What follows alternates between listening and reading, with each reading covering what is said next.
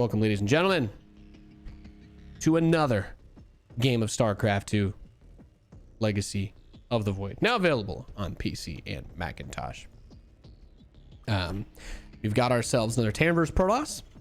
It's Daywalker, who has graciously submitted another replay to me. He's been subscribed to the stream for like 5 years or some crazy, I don't really know. Anyway, he's awesome.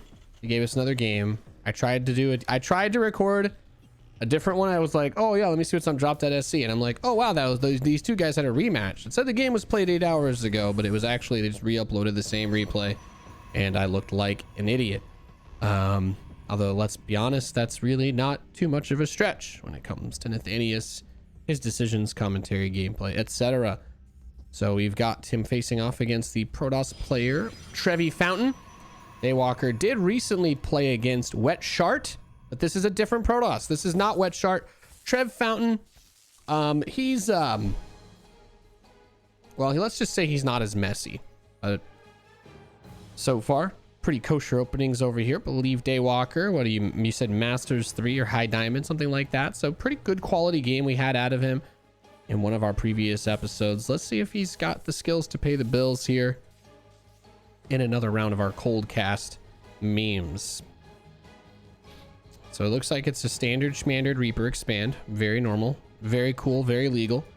And it's going to be Gate Nexus Core. Very standard for Protoss. About as standard as you can get. Now Protoss usually tries to go for that gas. SCVs usually try to be a little bit annoying with it, but Daywalker is not going to apply pressure there this game. Ideally, your SCV sees that everything looks normal, then he goes home.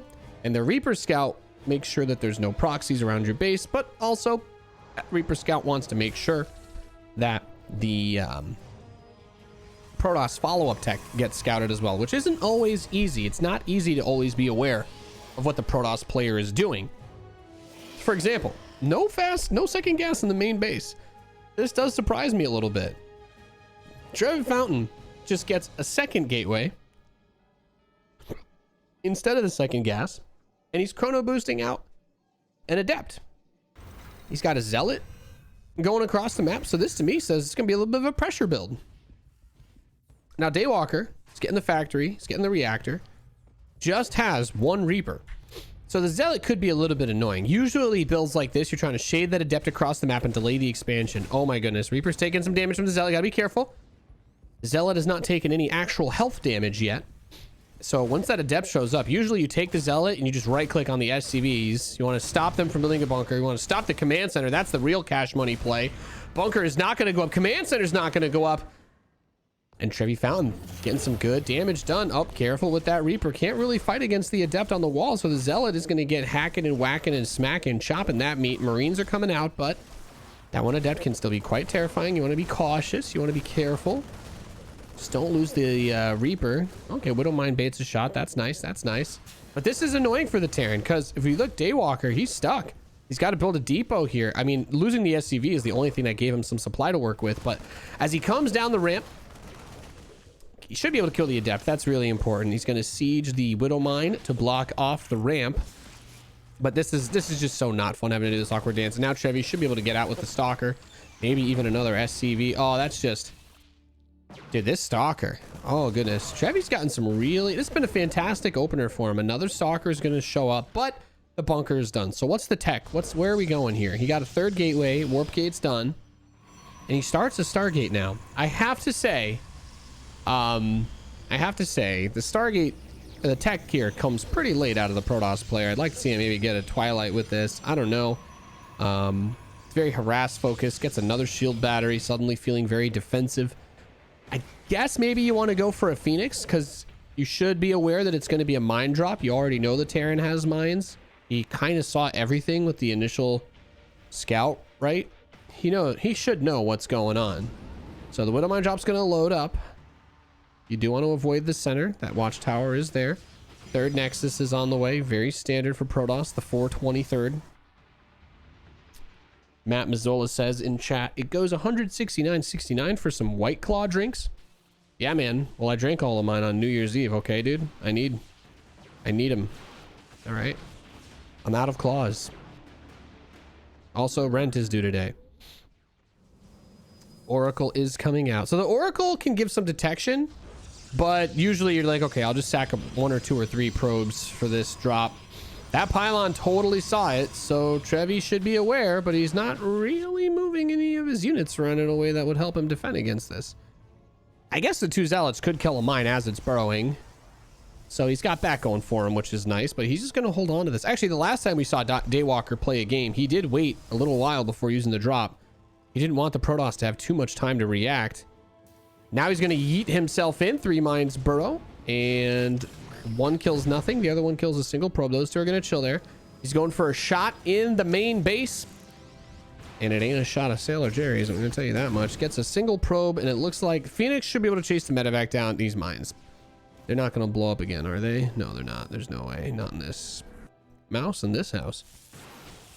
Well, the probes aren't mining, so that's nice. They're all just trying to... Okay, mine is dead. Stim and combat shield start up. A smidge late. You can see that there's a little bit of the mechanics getting stretched a little bit for these players, of course, as one of the big things that's hard to do is get out on the map and deal damage without getting supply blocked. Of course, Terran supply depots take more time to build than pylons, so when you're trying to get that supply back up, it is a little bit tricky since you do need mules to keep up with a Protoss who is now on that 3rd base. So you got to be careful with those blocks. It's one of those things that can really derail you. And did the mine miss because the probe went into the assimilator? Yes, Bob's 420. Yes. It's basically the inside of an assimilator is like a black hole. And if you're not a probe, going into it means you disappear into the abyss. Kind of like that one anime, Made in Abyss. Good luck getting out. So we have the Forge starting up for some upgrades. Twilight Council is finishing, so presumably charge. Okay. Charge is a good setup here. And then Templar Archives. So a little bit of charge, a lot of Mortal Archon maybe. Well, we still don't have a Robo. So it could be just like a charge lot. Storm. With no blink, the Stalkers aren't that crazy. The Phoenix are just going to be like the anti-drops. And if you're Daywalker, you actually have a pretty huge window to attack soon with this +1 in combat shields and these medevacs. Because, I mean, I'm thinking to myself... here, we've got the opportunity. There's a possibility here for a really big strike onto that 3rd. Charge is not ready. Storm will not even be ready. It's just now starting, and he still needs to warp in High Templar. So scans to see if there's an observer outside of his base. There is none. There's a zealot over there. The longer he takes getting across the map, the less time he's going to have to try and do something.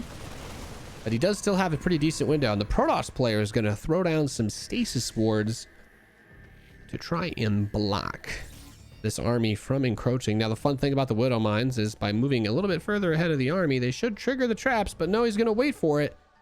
Oh God, does this whole army get stasis?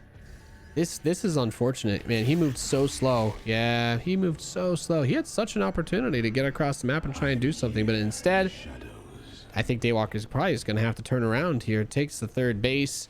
Storm is now ready. Charge is done. Templar getting energy for those big AoE splash damage attacks. And, mind you, there are still a few more stasis wards blocking the way. So he scans. He's going to kill 1. He just suicides the Marine in. There is another one, so he's got to be careful. Oracle is going to try and tag the army. So he's got full vision. He can see the mines. Very, very important for Trev. Baits out the next one. Now, this is going to be... Oh, man. Tagging into this is really risky. What am I going to try to burrow up? One of them dies. That first storm gets baited out. Now, there are a lot of medevacs. This is something that a lot of Terran players screw up on. He's got plenty of medevacs. You kind of want to have some liberators at this point, but having this many medevacs, I'm never going to complain about that. Next storm is going to mostly whiff, actually. Get some pretty big hits with the mines. Behind this, the 3rd command center is done. We have enhanced shockwaves being researched, so there is a Ghost Academy, which is nice. But there's still some storms with this army, so you don't really want to engage just yet. As we can see, Daywalker's been rallying out. Just now going to move that command center over. Getting the rest of his upgrades. Is there no armory? There's no armory. Oof. Can't get +2 attack. Feels bad, man. And Protoss is going for +2 armor. So Protoss going to get that upgrade advantage that's going to make those zealots very hard to kill. Of course, zealots at the end of BlizzCon, or right after BlizzCon, excuse me, getting changed so they don't do impact damage, but they do run even faster. They're basically zealots on crack now. Now, I'm going to be very clear and tell you that none of you should do crack, but if you ever see someone that is running this fast, you could probably assume that they're taking some sort of performance-enhancing drug. And this one's going to bolt in and get slaughtered. This one's going to clear out one of the mines. I do like random mines on the map, but yeah, second factory is necessary, as well as an armory so that you can get drilling claws. Drilling claw upgrade for Widow mines, so useful against zealot-based compositions, since that will enable the mines to stay cloaked. And, mind you, our Protoss hero has still not built a robotics facility. So it's not possible for him to get observers. He's just getting a dark shrine. He's spreading out, building some pylons around corners of the map. He's got zealots over here. But yeah, Widow mines with drilling claws would be really nice here. I hope he gets cloak for the ghosts too, because he's pumping out 4 ghosts at a time. He has the EMP upgrade, but there's no cloak. And there's no observers. The Protoss does not have observers. His only detection is 1 oracle. And oracles are great. Oh my god, this Protoss is really getting up there, huh? Interesting. Mahogany says, it's so nice to actually catch a Nate stream. Yo, Nate. Hi, Mahogany. Love you, buddy. It's good to see you, my dude. Of course, I'm putting all these up on the YouTubes as well. The people in the YouTube comments section have been very nice, which is the #1 reason why I'm like, yes, I'm going to do my best to try and keep doing this. People seem to like it, so I want to keep doing it. It's been fun. For those of you guys who can't always catch all the streams, of course, this is a little bit of a better bite-sized way to catch some of the content that you missed, but this is a huge arc the Protoss is going for. Now, there are plenty of EMPs available. Libs are going to come out and siege, but just think about it. There's no detection. The ghosts, oh, he just now starts cloak. With this many ghosts at full energy, he can EMP this whole entire army. He's just going to yeet himself in. Now, baits out the first one. Oh, big EMPs on the top side. There are still several High Templar with energy in the middle. He's taken out about half the storms. Okay, cloak won't be so good anymore now. Oh, goes up the ramp into a storm. That's a bit rough. Very good EMPs on the north side of this army. I'd say you want to give your medevacs some time to heal that army too, because they're going to become feedback targets. Even I guess, I don't know. If you're getting those EMPs, you don't have to worry about feedback. You're letting Archon shoot your army. No! The rest of the army comes out between that natural third area. The Storm's trying to zone it out. Gets a nice snipe. All right. So that Archon's going to transform in the face of death. Some zealots somehow get into the mineral line.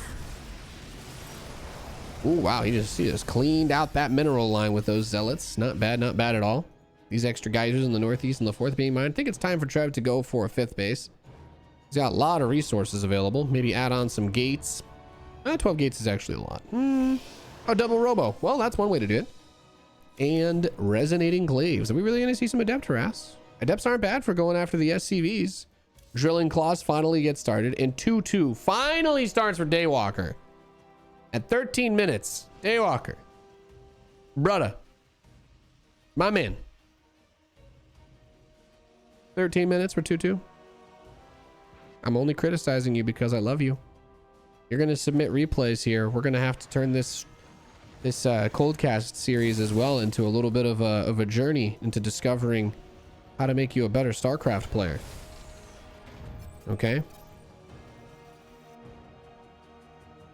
Double immortal production. I don't know how I feel about Resonating Glaives.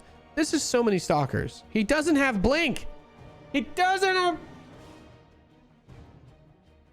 I don't... Oh, okay. Whatever. Whatever. It's fine. It's fine. 3rd robo. And a robo bay.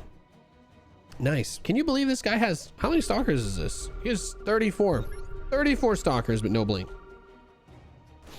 I guess it doesn't matter. These Widow Mines are going to actually do a great job at helping to defend against this, but the Zealots face tank the bunker.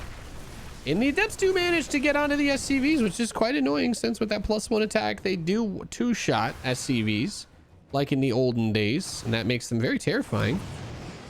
It's getting a lot of work done.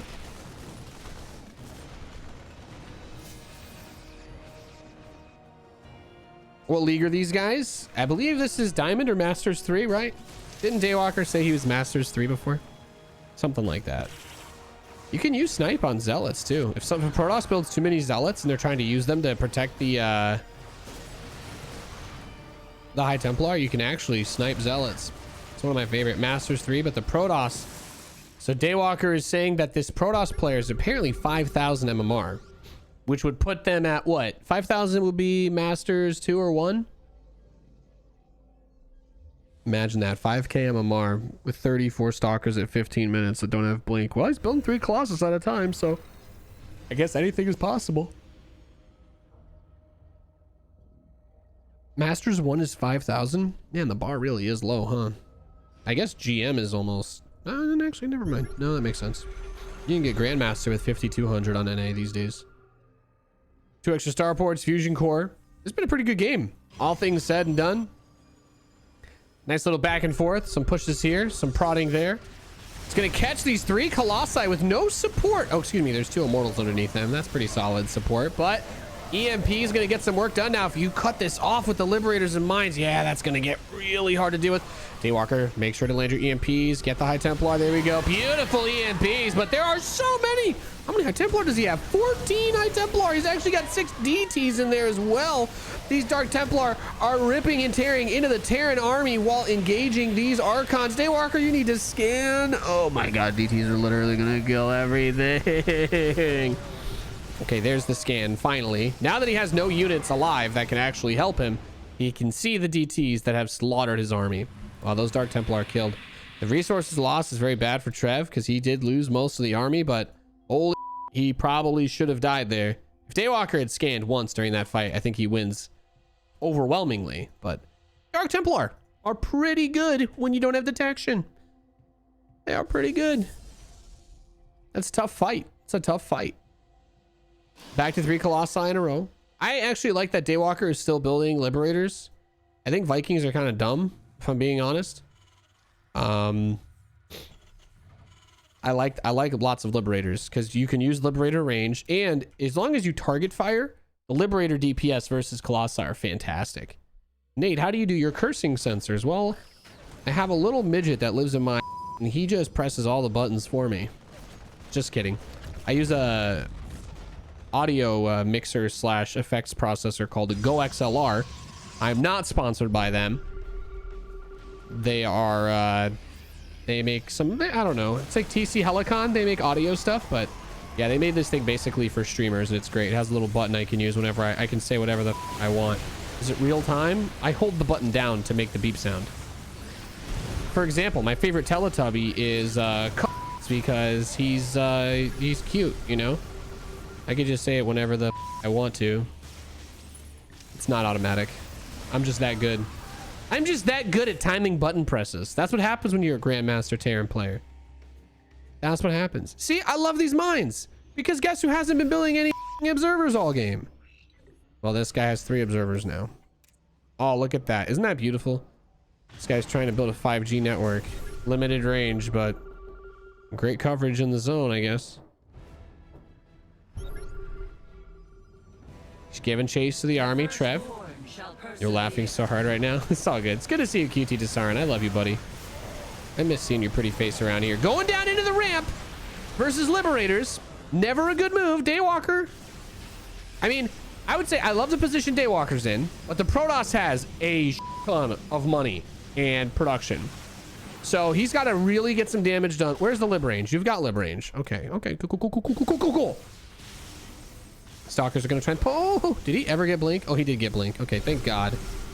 I was going to say, if this Protoss player never got blink, I was going to start crying. Okay. And the last thing that made me cry. Actually, no, I cried.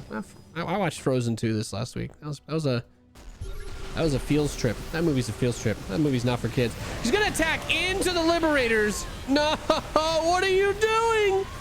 I don't even need to cast this. It's pretty obvious. If you attack into 7 flying tanks, he says. It was 9 Liberators. What the is wrong with you? It was 9 Liberators. And you're gonna complain? SMH, fam. SMH. It didn't work, my friend. SMFH.